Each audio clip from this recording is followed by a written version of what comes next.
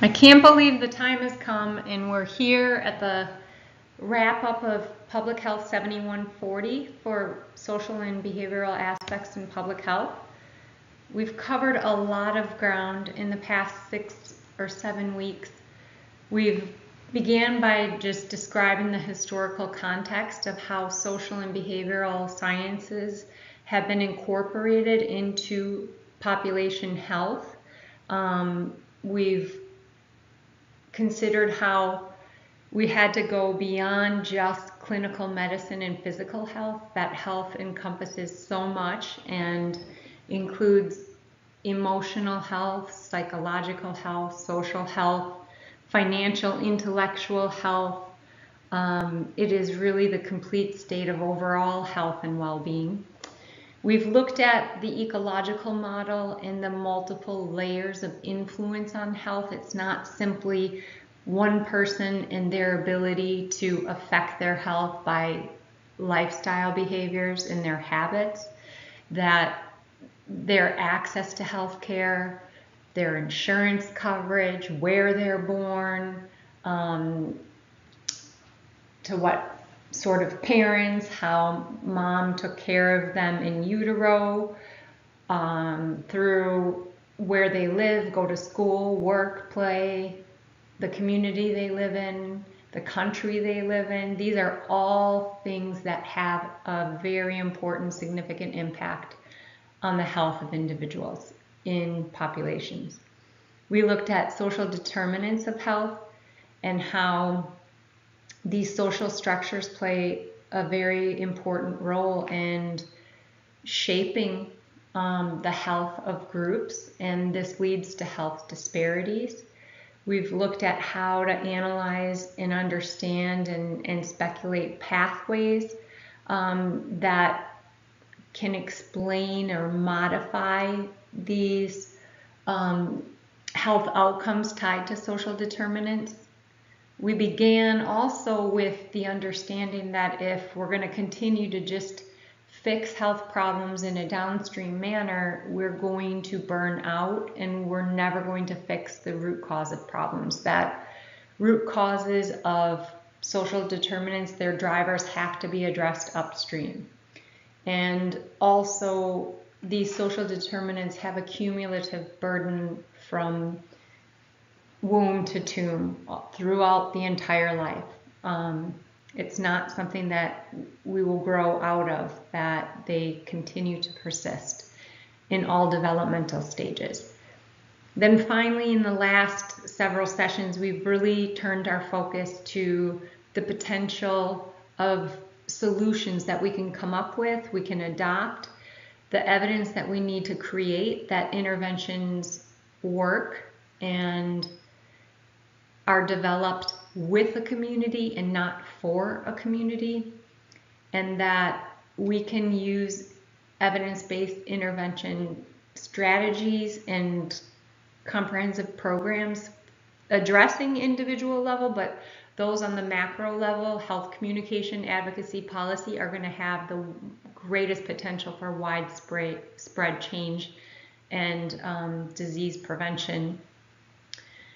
We covered a lot of topics, but there are still other issues that we didn't talk about.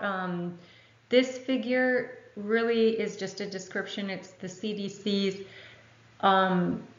standing on the determinants of population health, and you can see the largest piece of the pie is the social and societal characteristics, but health behaviors have a big piece of the pie, as well as medical care. So genes really maybe factor in 10% or less of our health outcomes. So social environment, our physical environment, just the ecology, those levels we described, really are the majority of what shapes our health and where we have the greatest potential to interact and influence behaviors, social structures that can maximize people's health and make health protection more equitable. And The CDC defines social determinants as being economic, social conditions that influence the health of people and communities. And they're shaped by money, power, resources that people have, which influences policy. So the people with the greatest amount of resources, if they're going to be the ones that create and shape policy and don't want to change it, they're going to protect those resources at the cost of the rest of society or community. And there's a lot of politics and power imbalances that drive health disparities. So just some factors we looked at that relate to health outcomes: how a person develops during the first few years of life, how much education you obtain, if you're able to even leverage a job and keep that job, what kind of job you can have. Like, are you working in completely hazardous work conditions? The security you have for good, safe, nutritious food, having access to health services and quality of those services, the status of housing, how much money a person earns, discrimination that individuals face, and social support. So groups that are marginalized or viewed as immoral by religious standards of a community or culture can really have negative impacts on health. But what are some other things? What are things that we never even got to consider? Well, technology. Technology is being rapidly adopted throughout all different sectors, but technology has both good and bad properties. It can be a great source of information, but it can also be negative to our health. If it replaces some of our social supports, we can become more isolated. We didn't talk about terrorism, pornography. Pornography is being discussed as a major public health threat. Debt, financial policies that create great stress, anxiety, mental health outcomes for groups that are vulnerable, young individuals taking on a lot of debt right out of high school when they're first legally considered an adult. This can have lasting consequences because you might be spending and taking out loans to finance education that might have repercussions, and you'll be paying it for years to come. Zoning, and I know at least one, if not two students are selecting zoning, but the critical influence that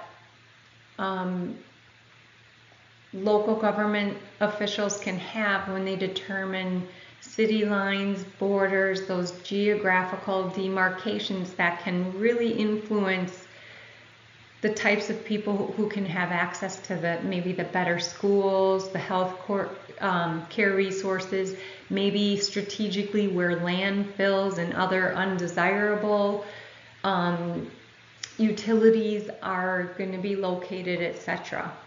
Social policies, marriage, divorce, security, immigration. It can have a huge impact on who can come in and who can come out. It can contribute and exacerbate stereotyping, racial profiling, the ability to hold and seek jobs. The repercussions really are widespread. So why should we take action? Addressing social determinants of health is a primary approach to achieving health equity. And what do we mean by that? When everybody has the opportunity to attain their full health potential, and nobody is disadvantaged from achieving the potential because their social position or other socially determined circumstance. So this is from the WHO. These are the facts. We can't ignore that poverty, social exclusion, poor housing, and poor health systems are the main social causes of illness. that differences in the quality of life within and between countries truly affect how long people live. So a child born in Japan has a chance of living 43 longer than a child born in Sierra Leone. The probability of a man dying between the ages of 15 and 60 is 8.2% in Sweden, whereas in the Russian Federation, it's nearly 50% at 48.5% and 84.5% in Lesotho. In Australia, there's a 20-year gap in life expectancy between an Australian Aboriginal and a Torres Strait Islander people versus the Australian average. In low and middle income countries, they account for 85% of the world's road deaths. So when we talk about the ability to leverage a job and the risks inherent in some of the labor opportunities, these are huge.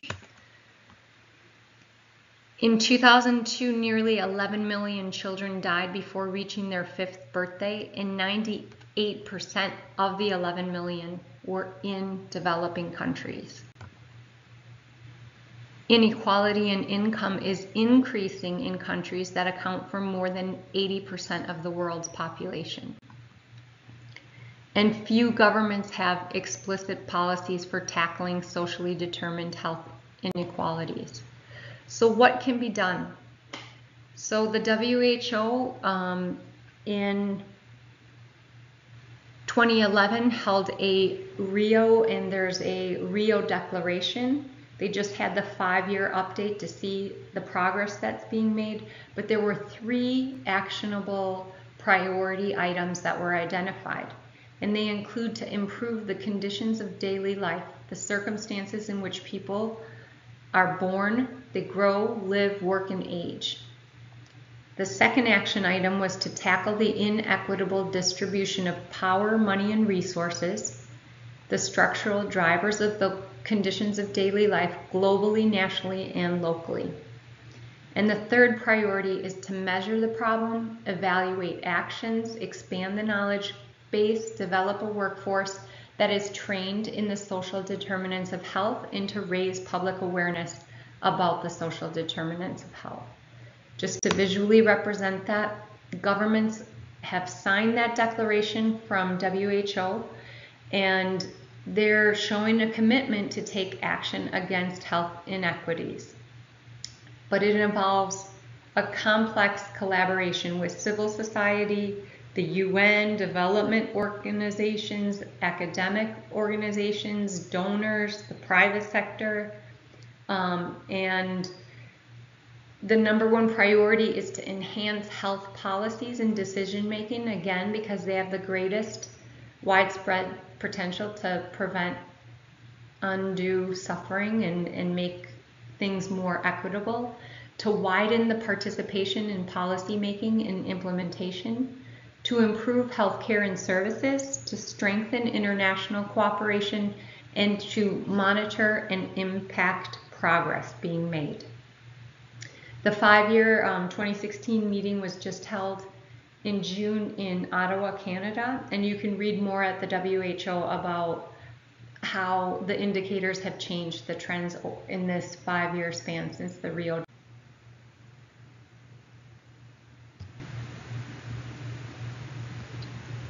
All right, this is the end of my lecture. So before you click on this link for the last final video from me, let me say honestly, I am so thankful for this term. I'm thankful for the privilege GSU School of Public Health has given me to teach you about social and behavioral issues in public health.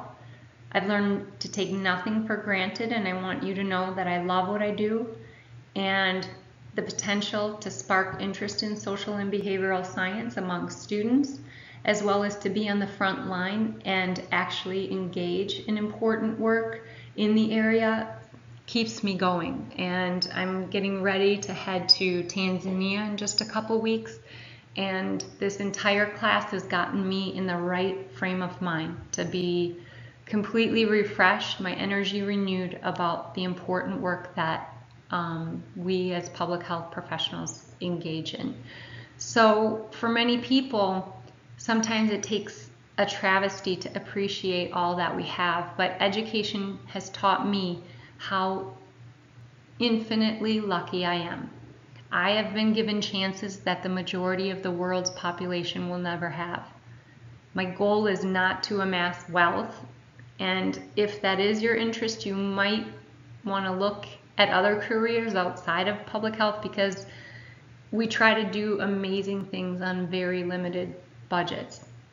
But what it feels like to help others maximize their potential in life is completely priceless. Again, I probably recalled holding a poverty simulation intervention at the GSU Student Center early on my career here, and another faculty member from the university criticized me, saying that this isn't really public health, this is more social work. And my initial reaction was to snap back with, a critical response, but I've learned that ink is more powerful than sparring. That we can't take criticism personal. We can use it as a means to articulate support for our actions. And I did that. I published the results of the simulation in a scientific, peer-reviewed public health journal. And ultimately, that made one small attempt to build upon our base of social and behavioral science. And I enjoy exploring ways to keep social justice, prevention, and equality at the forefront of what I do. So thank you for your time, your sacrifice, your energy with me this term. I know it's busy and hectic in a summer term, but you've really done well. As GSU continues to push for enhancing distance education opportunities, I myself have to learn to be more adaptable in a constantly changing world, and that learning is ageless and timeless. And this just brings me to my final thoughts here, that we all deserve the same chance to be happy and lead fulfilled, safe lives free from preventable injury and suffering. I hope something, anything, content or conversation in this course has at least planted a seed in your memory. Regardless of what professional path you take, we can all work for the health and protection of the vulnerable. If we play a game where you describe your advanced degree or combination of them in terms of superhero strengths, what would your power be? Maybe you are an amazing biostatistician, a health communicator, a policymaker, lawyer, or you are assuming a discipline outside of public health altogether. No worries, there is a place for you, for everyone in public health. With every degree you obtain, I hope that your sense of urgency to serve others should be proportional to your skill set. Never settle for a position that goes against what you value. Keep building your skills, partnering with others who are in the fight for social equality. And remember, every individual, regardless of their age, gender, race, class, ability, location, can be on my team. They have something valuable to share, and I can gain gifts, contributions, insights, just like in Pokemon Go, if I'm open to it and I'm aware. So I'm so very glad we got to work together this summer. I wish you all the best. And now, please complete your papers and presentations. Know that you're more creative and innovative and capable of doing the work that you give yourself credit for. You can do this. Thank you.